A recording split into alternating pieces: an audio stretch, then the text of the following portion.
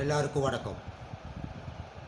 நான் scan for all குரூப்பில் இருக்கிற டாக்டர் பென்னான். இன்றைக்கி நம்ம பார்க்க போகிற ஒரு புதிய டாபிக் ஃபேட்டி லிவர். நமக்கெல்லாம் தெரியும், இப்போல்லாம் நம்ம வயிற்றுக்கு போய் ஸ்கேன் பண்ணி பார்த்தோம்னா வயிற்றுக்கு அல்ட்ராசவுண்ட் ஸ்கேன் பண்ணி பார்ப்போம். அந்த வயிற்றுக்கு ஸ்கேன் பண்ணி ரிப்போர்ட் பார்க்கும்போது ரொம்ப பேருக்கு ஃபேட்டி லிவர் இருக்குது அப்படின்னு ரிப்போர்ட் வருது. ஃபேட்டி லிவர்னால் என்ன ஆக்சுவலி? ஃபேட்டி லிவர்னு சொல்லும்போது நம்ம வயிற்றில் உள்ள அந்த லிவர் கல்லீரலுக்குள்ள ரொம்ப போய் கொழுப்பு போய் ஸ்டோர் ஆகுது, தங்குது. அது ஸ்டோர் ஆன மட்டும் போதாது, சில சமயம் அது ஸ்டோர் ஆகிறனால அந்த கல்லீரல் பாதிக்கப்படுது. அப்போ இந்த 2 ஸ்டேஜ் இருக்குது. அப்போது நார்மலாகவே நம்ம பாடியில் லிவர்னு சொல்கிறது கல்லீரல்ன்றது ஒரு ஸ்டோரேஜ் ஆர்கன்னா நமக்கு டே டு டே தினசரி தேவைக்கு மேலே நம்ம எக்ஸ்ட்ரா சாப்பிட்ற கொழுப்பு இந்த மாதிரி ஐட்டம் நம்ம பாடியில் பல இடத்துல போய் ஸ்டோர் ஆகும்.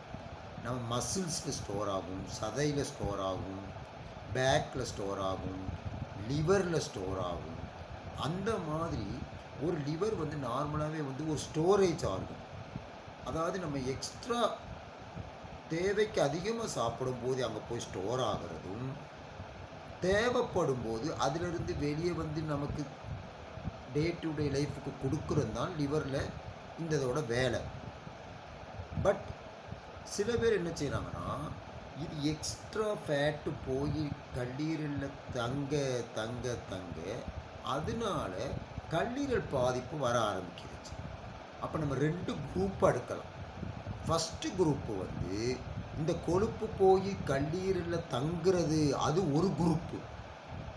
அதனால லிவர் ஒன்றும் பாதிப்பு ஒன்றும் வரலை, சும்மா தங்குது, அவ்வளோதான். 2வது குரூப்பு கொழுப்பு போய் அந்த கல்லீரலில் இருக்கிறனால அந்த கல்லீரல் செல்லு அதோட ஃபங்க்ஷன், அதோட வேலை, அதோட என்ன சொல்கிறது பிரவர்த்தனம் அது கொஞ்சம் மாறுபடும். இது 2வது குரூப். அப்போது நம்ம ஸ்கேன் பண்ணிவிட்டு ஸ்கேனில் ஃபேட்டி லிவர் இருக்குது அப்படின்னு ரிப்போர்ட் வந்துச்சுன்னா நம்ம யூஸ்வலாக என்ன சொல்லுவோம்னா, பிளட்டில் கொலஸ்ட்ரால் இருக்கான்னு பார்க்க சொல்லுவோம். பிளட்டில் கொழுப்பு இருக்கா, லிப்பிட் ப்ரொஃபைல் டெஸ்ட்னு ஒரு டெஸ்ட் இருக்குது. அது காலையில் சாப்பிடாமல் ஒரு டெஸ்ட் ஒன்று பண்ணி பார்க்கணும். 2வது லிவர் ஃபங்க்ஷன் டெஸ்ட்டுன்னு சொல்லுவோம், LFT. அது எதுக்கு? இந்த கொழுப்பு போய் கல்லீரலில் இருக்கிறனால கல்லீரலோட பாதிப்பு எதுவும் மாறி இருக்கான்னு பார்க்குறது. அப்போ யாருக்காவது ஸ்கேன் ரிப்போர்ட்டில் ஃபேட்டி லிவர் இருக்குது அப்படின்னு வந்துச்சுன்னா அதுலேயே அவங்க கிரேடு போட்டிருப்பாங்க, ஸ்டேஜஸ் போட்டிருப்பாங்க. சில ரிப்போர்ட்டில் என்ன கொடுக்குறாங்கன்னா மைல்டு, மாடரேட், சிவியர்னு கொடுக்குறாங்க. சில இடத்துல கிரேடு 1, 2, 3, 4ன்னு கொடுக்குறாங்க. கிரேடு 1 மைல்டுன்றது கொஞ்சமாக இருக்கிறது. கிரேடு 4 சிவியர்னு சொல்கிறது ரொம்ப கொழுப்பு டெபாசிட் ஆகிருக்குன்னு அர்த்தம். அந்த மாதிரி ரிப்போர்ட் வர்றவங்க பிளட் டெஸ்ட்டில் ஒரு லிப்பிட் ப்ரொஃபைலும் ஒரு லிவர் ஃபங்க்ஷன் டெஸ்ட்டும் செஞ்சு பார்க்கணும்.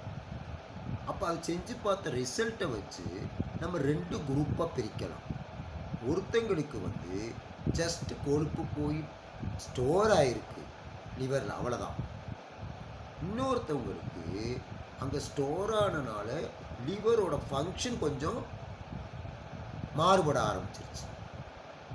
இப்போ நம்ம என்ன செய்ய போகிறோம்னா, லாங் டைம் பேக் முன்னாடிலாம் லிவரில் ஃபேட்டி லிவர்னு வர்றது ரொம்ப இந்த ட்ரிங்க்ஸ் அடிக்கிறவங்க, இந்த சாராயம் குடிக்கிறவங்க, அது சாராயம் சம்மந்தப்பட்ட மதுபான வகைகள் குடிக்கிறவங்களுக்கு தான் ரொம்ப ஃபேட்டி லிவர் வந்துக்கிட்டு இருந்துச்சு. பட் இப்போ கொஞ்ச காலமாக சாராயம் குடிக்காதவங்களுக்கு ரொம்ப பேருக்கு வருது. அதனால தான் நம்ம புதுசாக ஒரு குரூப்பு கொண்டு வந்திருக்கோம், நான் ஆல்கஹாலிக், NA. அப்போது நான் alcoholic fatty liver disease, NAFLD. இன்னொன்று நேஷ், நான் ஆல்கஹாலிக் ஸ்டியட்டோஹெப்படைட்டிஸ். இந்த 2 குரூப்பு என்ன சொல்லுதுன்னா,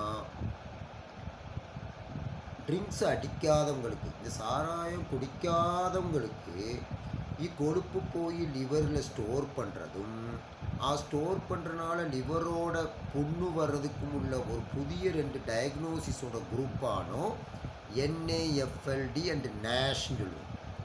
இப்போ ரீசன்ட் பாஸ்ட்டாக ரொம்ப பேருக்கு ஒரு 30-35 வயசுக்கு மேலே உள்ளவங்களுக்கு பாதி பேருக்கு மேலே இது இருக்குது.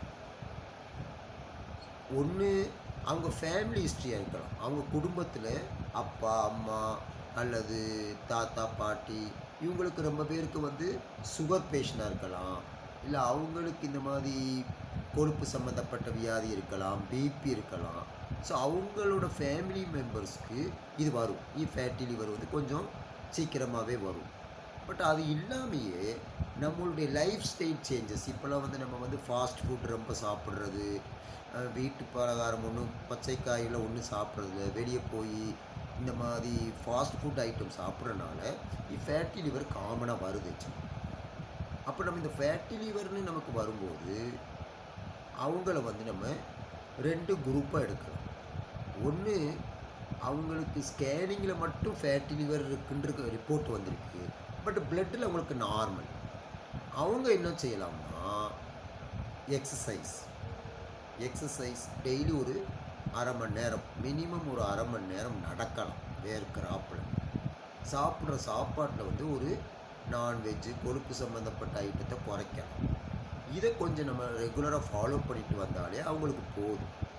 நான் இது சொல்கிறது ஸ்கேனிங்கில் ஃபேட்டி லிவர் இருக்குது, பட் பிளட்டில் நார்மல்.